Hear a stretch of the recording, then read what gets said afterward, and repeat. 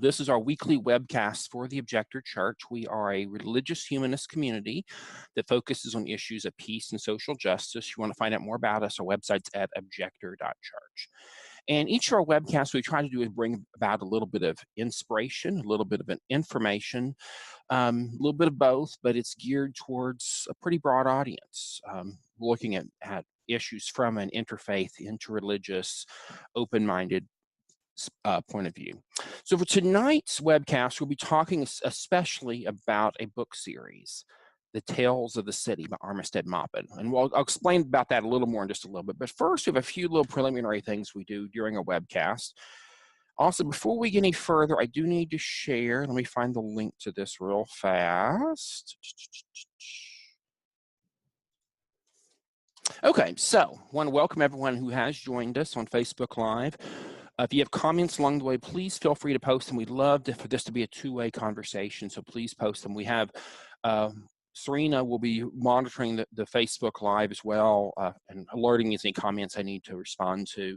We will be reading some of those over the air, but otherwise just love to have some feedback and conversation. So anyway, I want to welcome everyone who's joined us. We so much appreciate it. One thing we do at the beginning of our webcast is we have a little bit of a ritual of blessing or intention setting, and this is something we've tried to do as a little more of a universalist feel, but still is an element of ritual to it. And so if you want to follow along the program, I have it there, but I light these candles at the beginning, and then after that I say a blessing.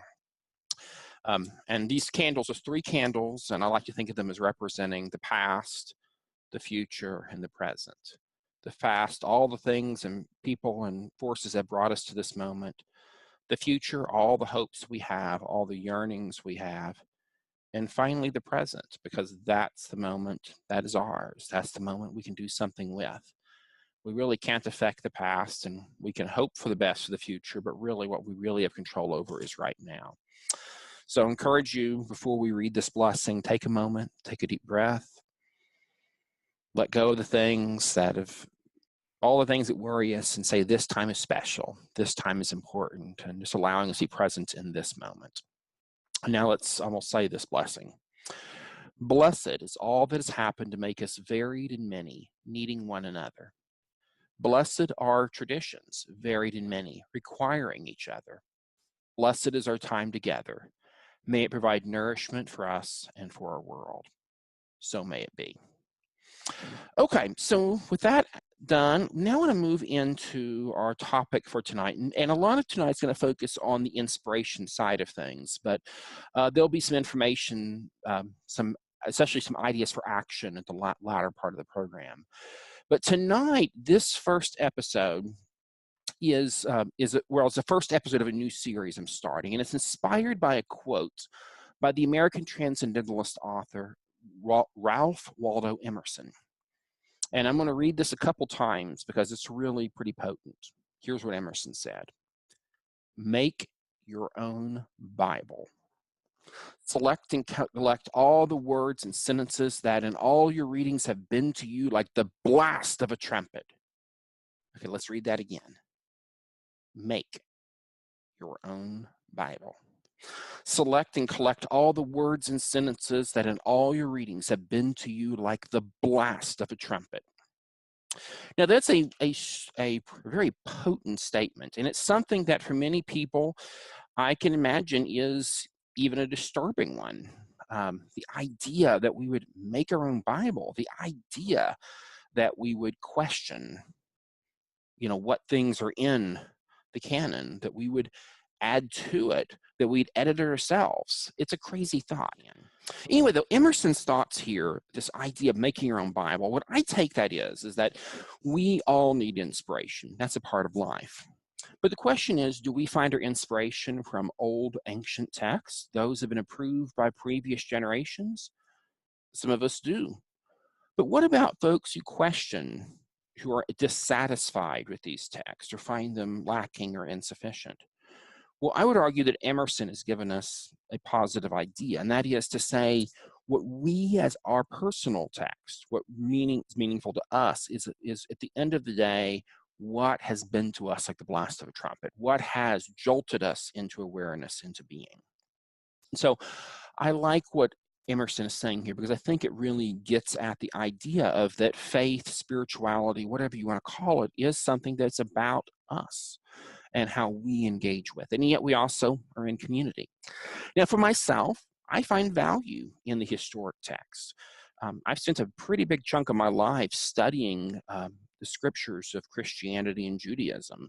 My bachelor's degree was in Bible. I've studied at the graduate level. So I'm not anti-Bible at all, but I do think we sometimes forget that these old texts were once upon a time revolutionary words. They were words that shook the established order in many cases. Over time, they became codified and concretized and rigid, but we forget that once upon a time, someone said, those words are worth recording. Those words are worth writing by hand on a scroll, or being inscribed into a piece of stone, or being written into a book. In other words, what we today see as rigid and fixed, once upon a time wasn't. And so today I want to explore, in particular, one particular set of books that to me falls into my category of my own personal canon. And that is those books that shake us, that shape me, that have informed me, have given me new things to think about, and have radically changed how I live my life and how I see things. And so the series that falls into this category is the works of Armistead Maupin. He is the author of the series Tales of the City. And so today I'm going to talk about that in particular. But along the way, I do want to open up the floor here in our comments. Are there texts that, for those of you watching, that for you speak in the same kind of things, in the same kinds of ways? In other words, are there books, movies, music, art, various kinds that for you have jolted you, have informed you, have inspired you? If so, I want to encourage you to join the conversation. I have a few comments already, and so I'm going to read those real quick. I'll respond to some of them now, but we'll have more discussion along the way. So I have another comment from Gretchen. She says, I think that's why creeds and confessions developed, so that we could synthesize and summarize a text that is entirely overwhelming. Okay. I also have a comment that's from Chris Teskey. He posts, do you not believe the Bible is inspired by God, not just a creation of man? Well, that's a great question. In this context, I'm speaking in our religious humanist community. So I'm trying to just speak to our community as a whole and speaking from way of what we can all agree on. Now, my own personal beliefs are somewhat different than what we as an organization teach. My own personal belief is the Bible is inspired. The Christian, and by Bible, I'm referring to Christian and Jewish scriptures, what Christians would call the Old and New Testament, what Jews would call the Tanakh, or the Bible, which is what Christians would call the Old Testament. I would say yes to inspired by God, yes, creation of man. I would say the Bible is not infallible, in my opinion. In other words, there is divine truth in these texts. There's good stuff in it. There's also some bad stuff in it. And the human element is very much a part of it. But that's a whole other big conversation for another time. So we may come back to this some, but I just wanted to let you know, yeah, I did get your comment. And that's at least my perspective is yes to inspiration, but I have beyond that, it kind of depends what you mean by words. So, okay. So anyway, to talk about Armistead Maupin and Tales of the City, I'm going to kind of transition in that direction. The reason, and I want to share about this series of books, because for me, it's the kind of text, these kinds of works that in many ways have had that influence in my life of inspiration, of information, shifting the way I see things. And so I wanted to introduce my viewers tonight to this because it's, I think a lot of Armistead Maupin, what he's about. Let me real quick find my notes here. So first I want to share a little bit about Armistead himself, the author, but also talk a little bit about what makes these works so special. And finally, we'll kind of bring it all full circle. So as far as why this series is so important, first thing is of course, these books were central in normalizing LGBT people at a time when they were not. The books first came out in the mid to late 1970s, written in a very contemporary moment in time, and these books helped people to see that gay people are no different fundamentally than straight people, that fundamentally human beings are human beings. And these books did a tremendous, made a tremendous amount of progress in normalizing the differences of humanity, but yet also seeing a commonality. This series was also, in this book, was the first major book to discuss the AIDS epidemic. And it was the book where Rock Hudson was first outed, where it was known to the public that Rock Hudson was gay and that he was dying of AIDS, something that was not being talked about anywhere else. It came out in Tales of the City. Tales of the City is also special from a literary standpoint because Armistead Maupin effectively revived the old literary form of the serialized novel. We forget that in 100 years before that, serialized novels were common. I'm understanding some of Dickens' work was done in a serialized fashion.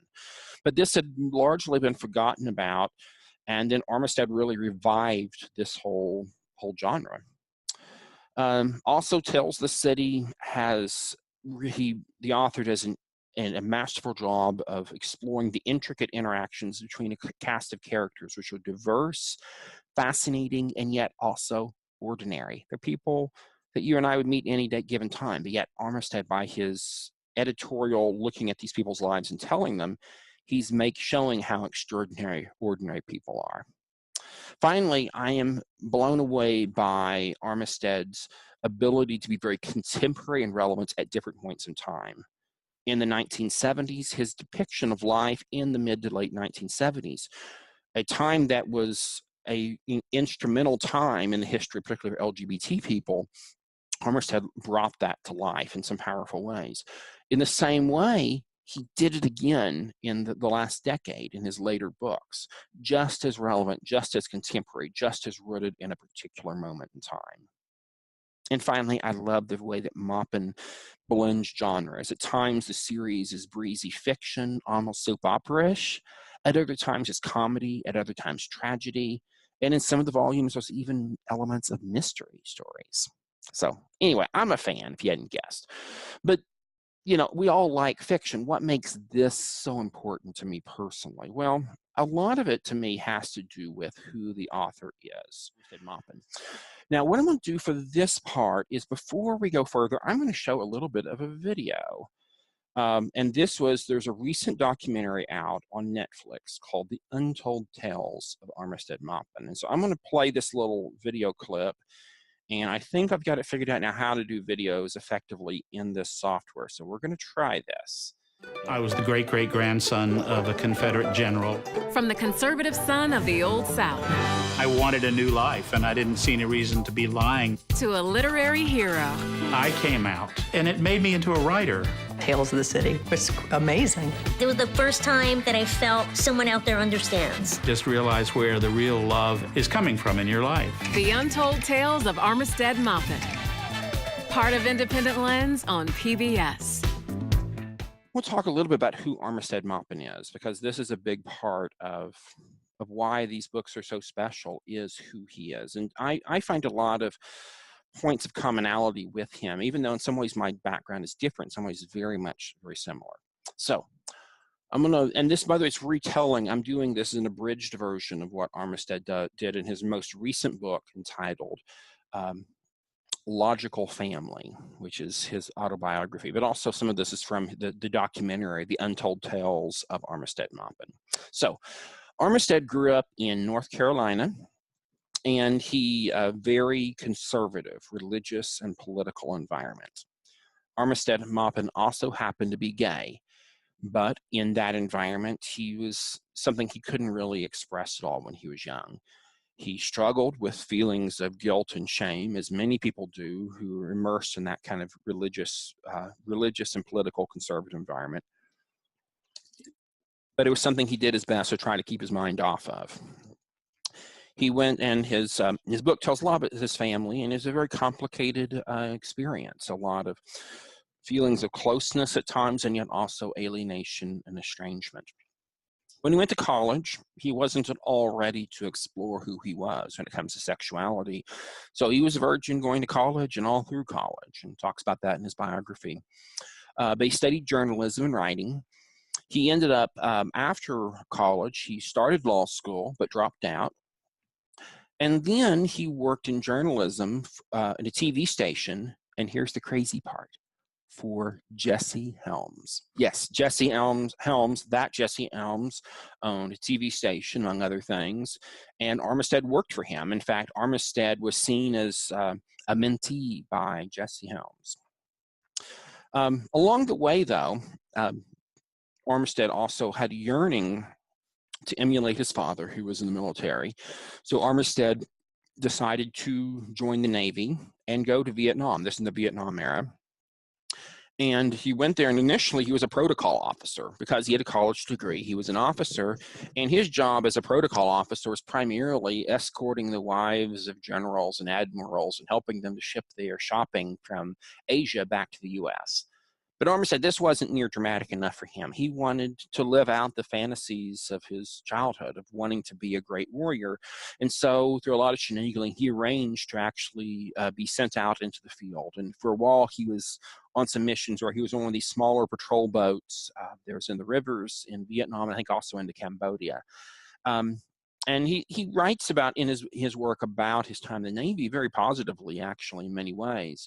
But also during the time he was in the Navy was when he began to explore his sexuality. And because of the fears, of course, of what could happen to you in the military, he never did stuff with someone who was also in the military, but only with civilians. But he was beginning to discover that, one, this is an important part of him, and secondly, there's nothing wrong with it. He's not bad because he's gay. Still, though, what was increasingly happening was Armistead was having this bifurcated life. He was a happy gay man in certain contexts, but it was all secret. The public persona, what he shared with his family and everyone else, was something else.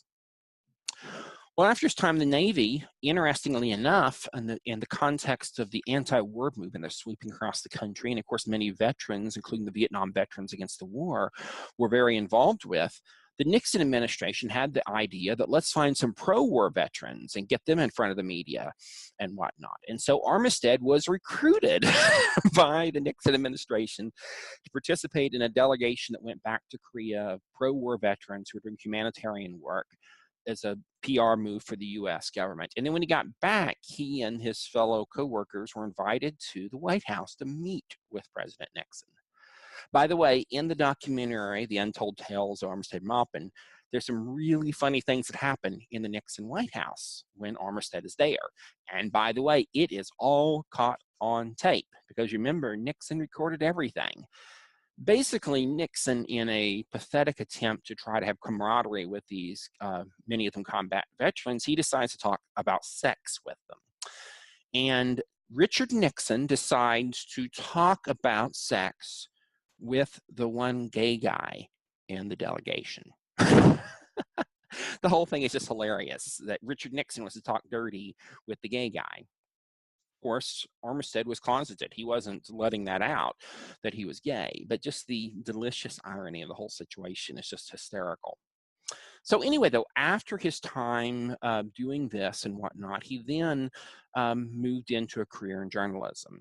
And by this point, he was working with the Associated Press, eventually was sent to San Francisco. And it was in San Francisco that he finally had the chance to be himself, really. And more he was open about his orientation, not just privately, but he was now being more open. And yet he was still keeping his sexual orientation a secret from his family back in North Carolina. So then he got the chance to do a human interest story. And it was about the Safeway in the Marina area of San Francisco. And this particular Safeway was well known at the time as being hookup central for straight couples. In other words, for straight people generally. So young single men and women would come to the supermarket a certain night of the week. And it was well known that if you show up there, it's a chance to flirt and make friends with people and maybe get a date or get a hookup out of it. And so Armistead thought, well, this is a great story. He went there to cover it. The problem was, and he saw plenty of people who are there for this purpose, who are dressed up, not just grungy clothes to go grocery shopping in, but we're actually dressed up, like wanting to get some attention. Armistead, they tried to strike up conversation, tried to do interviews. No one would admit to the fact they were there for this purpose. So instead, what Armistead did was he just observed the scene, and then he wrote a fictionalized account of this for the paper. But the paper loved that, and they started thinking maybe a way to write about the cultural developments in San Francisco at the time was through the mode of fiction. And so he ended up getting this incredible but crazy gig. He was invited to write a serialized piece of fiction in the newspaper, 800 words every weekday, 5 days a week, all year long, 800 words a day. And so he took it on. And at first he was like, oh my, what have I done? But he's like, I got to keep doing it. And so he did. And these stories were just unbelievable, partially because they were rooted in real life in ways that people were not writing about that time. This is 1976, by the way, when he's doing this. And it also, to me, it's kind of cool because 1976 was the year I was born. So, I got a comment here. Gene Gardner Singleton says, I know that Safeway store. And actually funny, I've been in that Safeway store before I ever read Tells the City. I actually once was in San Francisco for a trip and actually went in that particular grocery store. It's still there. So anyway. By the way, we have a lot of guests on tonight. I want to thank everyone who's joining us so far. I see Warren and Gretchen and Diane, Candy, Kimberly, Tim, Justin, Serena, Cheryl, and Gene Gardner. So thank you again, everyone who's been tuning in so far. We really appreciate all the comments. And again, I don't know, Anyway, thank you for everyone who's tuned in so far. And again, also want to welcome you. If you have comments, questions, please feel free to post them along the way. I'll try to get to them as I can. So anyway, Armistead started writing this serialized piece of fiction. It was set in San Francisco, set in that present moment. And of course, he just told stories as he saw them in his city. And many of the characters were based upon himself, I should add, different aspects of his own personality. And we find this out more, by the way, in his autobiography. He explains this more. But a lot of the story is told through the eyes of Mary Ann Singleton. And this character was a Midwestern girl, woman, I should say, because she's in her mid-20s, single woman, moves to visits San Francisco on a vacation, decides to stay, decides she wants to shake up her life and do something different. Her family's horrified, everyone back home is horrified, but she wants a new life. And so she plunges into this city, and very quickly, she needs a place to live. She finds a small apartment building. Is actually more of a ramshackle cluster of buildings owned by a very eccentric landlady by the name of Anna Madrigal. And by the way, Anna Madrigal, I think, might be one of my favorite all-time characters in literature of any genre. Anna Madrigal, and by the way, in book one, we don't know a lot about her other than she's eccentric. She has her own private cannabis garden. She's growing her own marijuana. She's flamboyant and fascinating and loving and joyful, but you don't know a whole lot about her. In the second book, and I have to tell this part, I'm trying to avoid plot details that might be a spoiler. This one I cannot leave out because it's too big, because it shapes what we're going to talk about Anna in a little bit. Because Anna Madrigal, we find out in book number 2, is transgendered, and that she had transitioned about 10 years before, I believe in the 1960s, and now was living established as a woman in San Francisco. And what Anna, her role in this whole series is that she is the matriarch of what Armistead calls throughout his books a logical family. And Armistead contrasts biological family, the people that are your flesh and blood relatives, with the logical family. These are the people that you actually have real kinship with, that you have this real connection with. And so throughout this, but Anna is very much in this role of a matriarch. She's someone who brings people together. And we see her throughout this story, and really, she's just an awesome character. Cannot say good enough stuff about her. Along the way, Mary Ann, by the way, she's in a new city, desiring to meet other guys. And so she shows up to the supermarket. By the way, Armistead used his previous piece he wrote about the Marina supermarket, incorporated into the book, or into the serialized novel, by telling about Mary Ann hearing about this scene going to the grocery store. So she shows up there. gets hit on by a couple guys who are just total jerks. And then finally she meets this guy, the man of her dreams. He's just so awesome. His name is Michael Tolliver. We'll find out more about him. There's a problem, though. Marianne meets the man of her dreams at the supermarket, but unfortunately, the man of her dreams is with the man of his dreams. So Marianne has to unpack that. It turns out, though, through a weird set of circumstances, that she becomes friends with Michael. In fact, Michael, in time, ends up living in the same apartment building that she does. And they form this really, really close friendship. Other characters along the way come in, and the first book is full of this whole complicated collection of characters who are all genuine and real and interesting and awesome. Now, one thing's interesting, as Armistead is writing this serialized story in the newspaper, and he's getting more and more fan letters and people responding, one of the things that happens, though, is some people in town in San Francisco, 1976, do not like him telling about all this. Some people write in angry letters and denounce the newspaper for publishing this, but other people love it. Some people started collecting the clippings of these stories and saving an own photocopied version of the book, so much so that it actually turned into an actual book. But along the way, the editors of the paper were starting to be uncomfortable because so many of the characters were lesbian, gay, bisexual, transgendered. And this made the editor uncomfortable. So the editor put down an edict. He told Armistead, no matter what, you can't have more than 30% of the character of the story be something besides a heterosexual, cisgendered person. And the editor actually had a board on the wall where he was tracking the characters of their orientation. He did this for a while. Finally, though, he threw in the towel. He gave up and said Armistead can write whatever he wants because people love the stories. And so this turned into the first book, Tales of the City, and then continued on into sequels. In each of these sequels, you see more and more unfold. In the second book, you see another fascinating character. We find out more about Anna's background. We learn that Anna Madrigal grew up when she was a child, when she was Andy. She grew up, her mother was Mother Mucka, the famous madam of the Blue Moon Lodge, a brothel in Winnemucca, Nevada. And we find out a lot more about Anna's upbringing and various things along the way.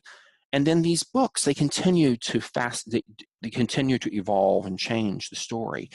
And again, we move from the 70s into the 80s. And along the way, we encounter some really challenging stuff and also a lot of joyful, happy moments. We see people dealing with health crises, all kinds of stuff. But the biggie, and we really can't underestimate this, was the role of HIV and AIDS in the story. And you have to bear in mind and I believe this is the third or fourth book in the series, Armistead Maupin was really, as far as I know, one of the first authors to talk about this issue at all. In fact, in some of his earliest work, it was dealing with the issue before it even had the name of AIDS. And you see in these books the terror and the fear, and finally, the absolute horror and tragedy of this epidemic. And I think for straight people like myself, I grew up hearing about AIDS, scared of it, but I didn't have none of my family or friends were dying of it. It was something that happened far away. But in San Francisco, particularly among gay men, people were dying all the time. In these books, they told the story of what it was like, not just to be someone who had AIDS, but to what if you were a loved one, what if you were a friend, and the psychic toll this took on so many people of the time. Armistead also, along the way, by telling his own story as being a once or twice lover of Rock and later friend of Rock Hudson, he brings Rock Hudson into the story. Into the actual novel itself. He leaves a blank instead of saying Rock Hudson's name, but everyone knows who he's talking about. And again, by telling the story and being the first person to publicly talk about Rock Hudson, again, before it was even very publicly known what was happening to him and how he was dying, it was an important moment in culture, and particularly in LGBT culture. And the books finally end what we think is the end of the series in book 6. In the late 80s, we see so many of the characters dying. You assume after watching this, the main character at this point, Michael Tolliver, is going to die. You know he's HIV positive. You assume that, and the books end. And it's almost like Armistead couldn't keep writing because of the ongoing tragedies too much. And that's what a lot of people assumed, including myself, when I got to the point in the books. But Armistead Maupin, of course, his life went on. In the 1990s, he got involved in producing miniseries based on the books. The first miniseries was televised on PBS, but due to its content, public outrage, denunciations on the floors of Congress, the series was canned after the first season, and so then later on it was revived by other networks, and I think maybe 3 of the books were made into miniseries. Unfortunately, though, it's too bad PBS couldn't have done it the whole time. It could have been really awesome. But then 10, 20 years later, I believe it is, Armistead has a surprise for us. And he's written other books, by the way, along the way, but not part of the Tales of the City series. But then he surprises us all by a book entitled Michael Tolliver Lives. And that title was meant to convey the shock of it all, that the lead character did not die. And what we find out later in reading this next book is that Michael Tolliver was one of the lucky few that survived, that lived long enough to be there when the drugs cocktails were devised and began to be available. And so instead of having a lethal disease that he expected to die from, instead he now has a chronic illness. And now he's having to deal with issues of aging that he never thought he'd have to deal with. He thought he'd be dead by that point. But now he's moving from middle age into a little past that. And Michael Tolliver Lives is all about that, and many other things, including the relationship between one's biological family, logical family, the tension between those things. It's a beautiful book. What's also fascinating about it from a literary standpoint is that this book, number 7 in the series, was written, unlike all the previous ones, this one was done in the first-person narrative fashion. And it was just told from Michael's point of view, which is a really creative, innovative switch. Critics, by the way, were mixed. Some liked it, some didn't. For myself, it took me a while to get into it. After a while, I loved it. So now one of my favorite of the series. But again, it's a very different feel. And then finally, we move into the last 2 books, finally ending on the story. The last book, I think it was called The Days of Anna Madrigal, focuses on this matriarch. And I believe when she's either in her late 80s or early 90s. And we see a lot of flashbacks into her childhood growing up in the whorehouse in Winnemucca. But also you see where she's at now and how that she is a mentor for many trans people in her community. And again, the closing scene is just beautiful, and it's just awesome. So anyway, I'm a fan, if you hadn't guessed. For me, though, these stories are they're just so real. Anyway, if you have a book, something like this you'd like to share, please post it in the comments. Also, if you want to send me a comment after the program, you can always do it at james@objector.church. And again, it may, for one, I'd like to hear it, but also we may actually feature it on a future webcast. So, I think what I really take away from Tales of the City is a few things. One is that I am, of course, moved by Armistead's story itself. So much of his story echoes my own, as someone who grew up in a very conservative background and changed thanks to an amazing city. For myself, it was living in Austin, Texas. Moving to Austin changed my life in some really powerful and good ways. For Armistead, it was moving to San Francisco, where he could really be himself. And I really identify with that. And it also gives me hope that for people that I care about that are bound up in rigid worldviews that are not very helpful, it gives me hope to see folks like that, knowing that there is hope for everybody. We all can change. I also find Armistead's work to be important because of his exploration of the idea of logical family and the power of people to build real community. And most notably, I am moved by the example of Anna Madrigal. She, throughout her life as a landlady, she was building community. She carefully curated who she invited to come live at her place because she wanted to build a real community. And just a lot of little sweet little excerpts along the way. You see pictures of this. You see images of how that she built up this very real family, even if it wasn't a family of blood. But then later on, Anna, late in life, she's now retired in her 80s and doesn't have her own building anymore. And yet she's still building community. Her companion at this point in life is a young transgendered person who's transitioning female to male, so different than Anna. And yet this person, I believe his name was Jake Greenleaf, I think the name of the character, you saw this loving, Anna was sort of like a grandmother to Jake. And you saw how this whole new generation of people working through issues of identity, orientation, they all found a lot of love and support from Anna. And to me, that's an inspiration. No matter what stage of life we're in, we can always support others. We can always build community. We always have a choice to do that, and to really be looking out for those who might be pushed aside from their families of origin. A third thing that I'm really moved by in the Tales of the City series is that this series gave the chance for the readers to go back in time and to understand why the 1970s were such an important time. So much of the 1970s in popular culture, I think about like the 70s show, or some of the music of the time, and those cultural trappings, yes, that's there.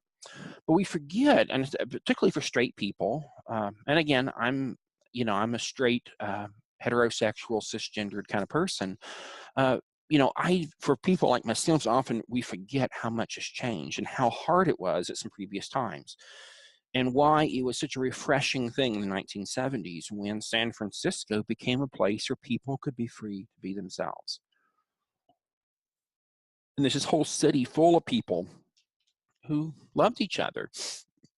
I know things weren't perfect, and there are plenty of crummy folks and homophobes and racists and everything else there, but there was enough critical mass of people that were okay with people being different that it really did change things. And in the book, there's one conversation. I remember that there are two people, there's a dinner party, and some of the characters were about how much they missed the 60s, how wonderful the 60s were. But one of the characters said, no, the good time for gay people was the 70s. It was a time when people began to really be free to be themselves. And so, again, from a standpoint of history, I find it very valuable, and particularly the idea that history is subjective. Finally, I think most of all, what I love about the Tales of the City series is that Armistead Maupin does such a good job of expressing the wonder and joy of life. And it's been, by the way, this excerpt I'm going to read here from the Tales of the City books is something that's been, there's actually been an operatic version of it. I think a chorus has done, a lot of folks. Anyway, in the book, when this Michael is writing back home to his mom. By the way, his mom wrote this letter where she talked about how she got involved with, she doesn't realize her son is gay, obviously, but she's written a letter that she's telling him how she's gotten involved in the Save Our Children campaign of Anita Bryant. And so this is his response back to her. And by the way, at this point, Michael is deathly ill in the story with an illness.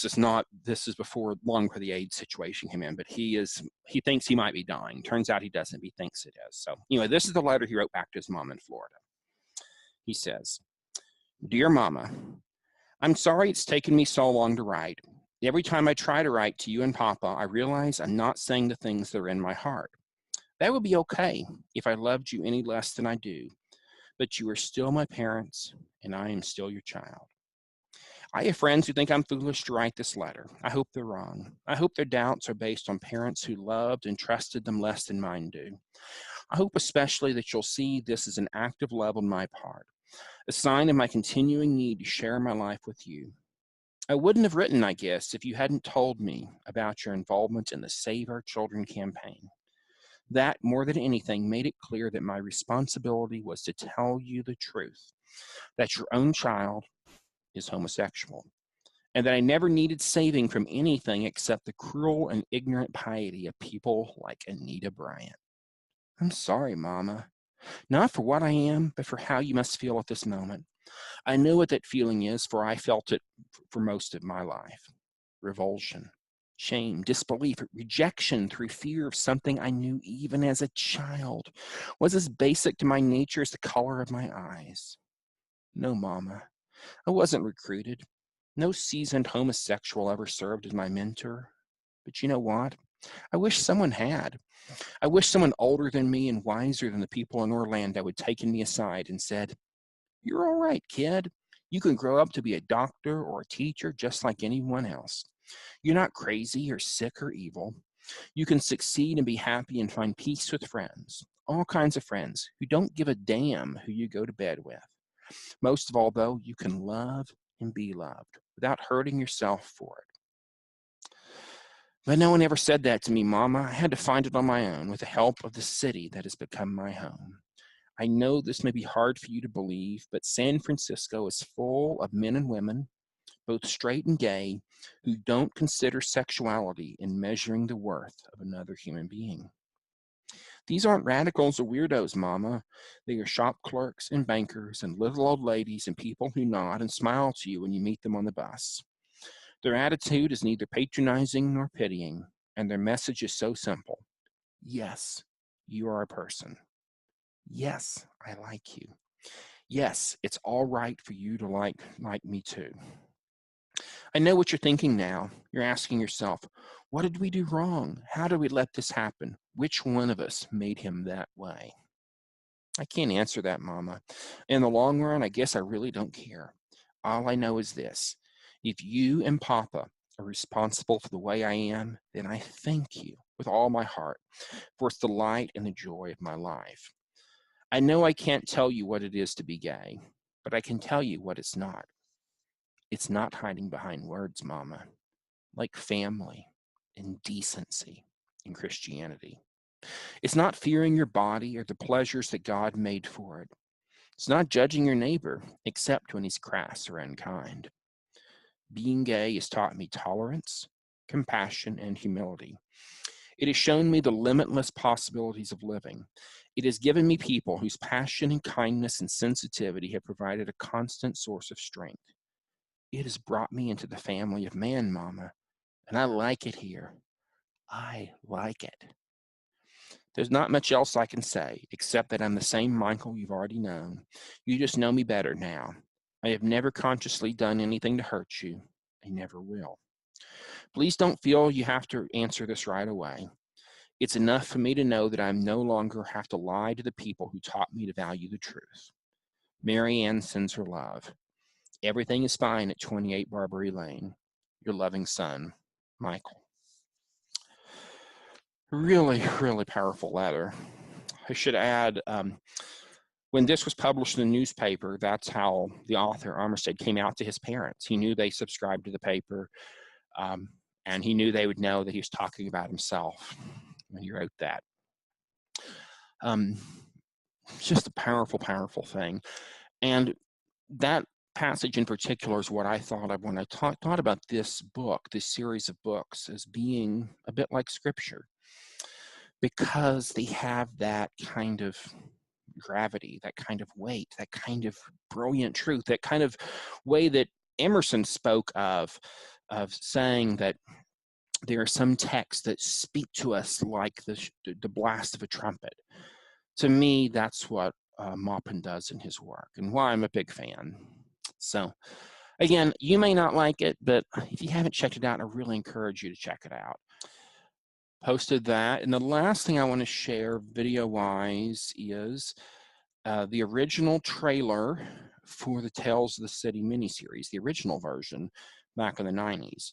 Now, the exciting thing, super exciting thing right now is that there will be very soon a revival of the Tales of the City miniseries on Netflix. And what I'm really excited about is one of the key characters, Shauna, who becomes an important person later on in the series. She's been played by Ellen Page, which is super, super, super exciting. So anyway, all to say is I love this series. I hope that you might give it a try. And again, whether this is your thing or not, what I would say is that there probably is something out there that is your thing. And I think we all need to be open. We all need to be looking for those things that can pull us in, that can inspire us, that help us to be better human beings. And that's why I love Tales of the City so much. Well, real quick before we go on, I want to thank everyone who's tuning in. We have a lot of folks watching tonight, which is super exciting. I think right now we have, we have just good numbers. We're very excited about that. I do want to ask if anyone has comments or questions, please feel free to post them. There's a watch party, this Facebook feature. We have some comments there. We also have some comments on the actual Objector Church page.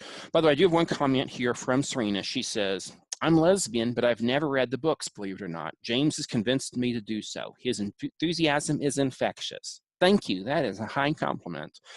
Thank you so much. And again, I really do think the books are that good. They just rope you in. But I encourage you, especially if you don't want to, again, the books, I mean, I'll say this about the miniseries, the original 1990s version miniseries. By the way, it's going to be available later on this year on Netflix, the original miniseries, but at this moment, you can still watch it on YouTube. Just search for Tales of the City. It's almost chunked up in a few different chunks there. You can watch it there. I will say this, the miniseries is pretty much spot on. The script really echoes the book well. And so it's really a good, but again, there's little things you can't do in movie form, you can do in film form. So I love both. I love the TV version, but the books are just brilliant. So anyway, if there's other comments, questions, please feel free to post them. I do want to mention as far as upcoming ones, in this series of looking at books, pictures, books, art, music, that have this kind of biblical sense. In other words, the sense of something that gives us broad layers of meaning and inspiration, information. I know we're going to be looking at the Harry Potter series in a future episode, so I'm very excited about that. We have some other things in mind we're playing with. So if you, again, have something you'd like to share along these lines that you'd like me to talk about in a future episode, please post in the comments or shoot me an email. Well, now I'm going to, let's see, by the way, for real quick, because I know our comments are kind of in two spots, so I'm going to go ahead and post a link for anyone who is wanting, who hasn't seen the program for tonight. I'm going to be posting a link to that right now in both spots, just so we have a little bit of prop. Okay, there it goes. So I'm going to share a few things from our program, just give some announcements and that kind of thing. We're kind of running late on time, so we're trying to wrap it up pretty quick. First thing, though, I mentioned there's some new podcasts out worth checking out. Peace Buzz, it's a program sponsored by the Objector Church. New podcast there at peacebuzz.net. There's also a new podcast from Courage to Resist. And I believe this is from a series focusing on the stories from the Vietnam era. So I encourage you to check that out. There's links directly to it from the program I just posted, or you can also find it at couragetoresist.org. Also want to mention that Rena in Peace Buzz, she mentioned this website called Waging Nonviolence. And especially they're now having a movement-driven section of the website to give news and information and commentary about nonviolence-related issues. And so the website for that's wagingnonviolence.org. Last things I want to share by way of announcements is, first of all, if you like what you're hearing, I encourage you to find ways to support us. Of course, we'd love to have you join our community. Especially for those of you watching online, we have an associate membership program that's very affordable. It's a way for you to be more intimately connected with our work and to support us. You can find out about that at our website, objector.church, but also consider just making a donation. Even if it's a small amount, every little bit counts. Everyone who's working with the church is paid very, very, very small salaries, but enough for us to be able to keep doing this work. And so if you like what we're doing, please contribute. It also just helps to pay for some of the logistical, technological things we need to continue this work. Also want to mention, if you like what you've heard, please consider sharing it on Facebook. Just hit that share button, let your friends know, hey, this is something worth watching. And of course, we do a Facebook page. You can find that at facebook.com/objector.church. Finally, I want to invite everyone, if you want to continue this conversation, we have a special Facebook group created, and it's to have a little more of a private setting for our community members to talk about the most recent week's program or anything else that's going on in their lives. And so I'm going to post a link to that right now. Rena and myself, especially Rena, really tries our best to moderate this community and to make it a positive, affirming community. So I encourage you to check that out. And so I'm going to post a link here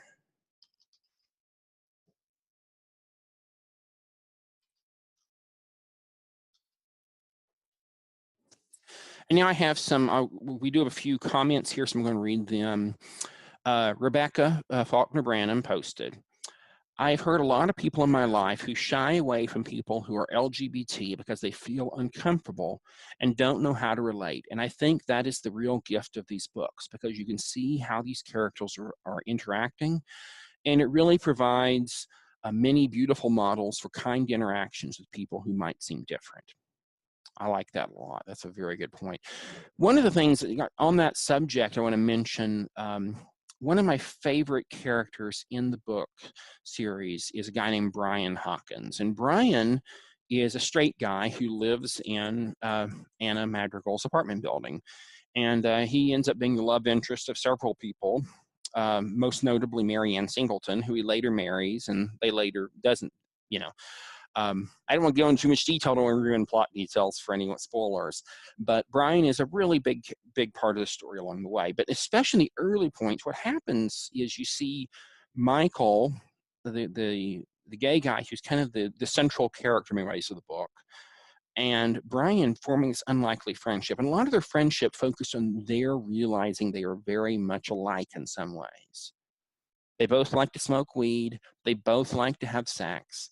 They both also were struggling because they wanted the excitement of lots of partners, and yet they wanted true love, and they wanted family and all of that. You know, these two dudes, one gay, one straight, were fundamentally two dudes who are trying to figure out their way in the world. And so these two guys become close friends, later on business partners, a lot of other things. And you see that they actually were part of each other's family, even though they were, you know, they had so much different, yet they were so much in common. And to me, and this one of my favorite bits of the relationships in the book is the relationship between these two characters, their friendship, their camaraderie. You see that fundamentally people are more alike than they're different. And that's, I think, throughout this series, it does such a masterful job of doing that. So, well, I want to make a last-minute call for any more comments, questions, anything else. By the way, again, we're having lots of people join us tonight. Thank you so much. Again, I don't know who's in for a moment, who's in for a while, but if you're watching, thank you, Luke, for tuning in, and Natalie. And again, there's Regina and Bruce. You know, we just have a lot of viewers tonight. Thank you so much for everyone who's tuning in. I have another comment here from Rebecca. She says, I personally find the Harry Potter series to be so deeply inspirational.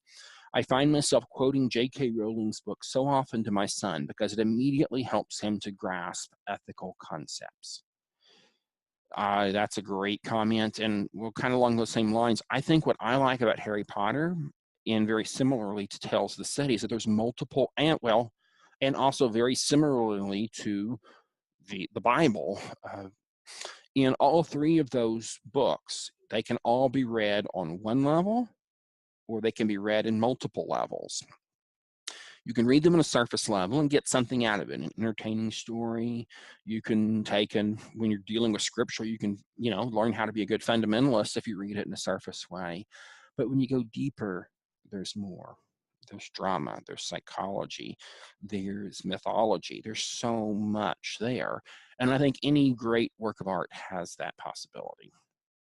Another comment from Rebecca, she said, beyond books, I find musicals to be deeply spiritual because I learn so much through musical lyrics and can something to these quotes, can bring these quotes to mind so much easier than plain prose. Absolutely. I'd say that music generally for me has that effect. Some of my favorite musicians are hugely influential, not just in entertainment, enjoyment, but also just in spiritual understanding and understanding of the world. Like one of my favorite musicians is Maupin. He's a Jewish musician who grew up fairly non-observant, became super orthodox, super observant for a time of his life, then later moved away from that, but yet has stayed Jewish and stayed consistent with his tradition, but in very different ways. And musically, he mixes reggae and hip hop and all different genres of music in some really powerful ways. And he just really speaks to me. And again, I know we all have have music, movies, books that speak to us as well. So, well, I think we're about to wrap it up for today unless we have any more questions, comments. Again, I want to thank everyone who's tuned in. I think that's probably it for tonight. Again, we love your comments and questions along the way.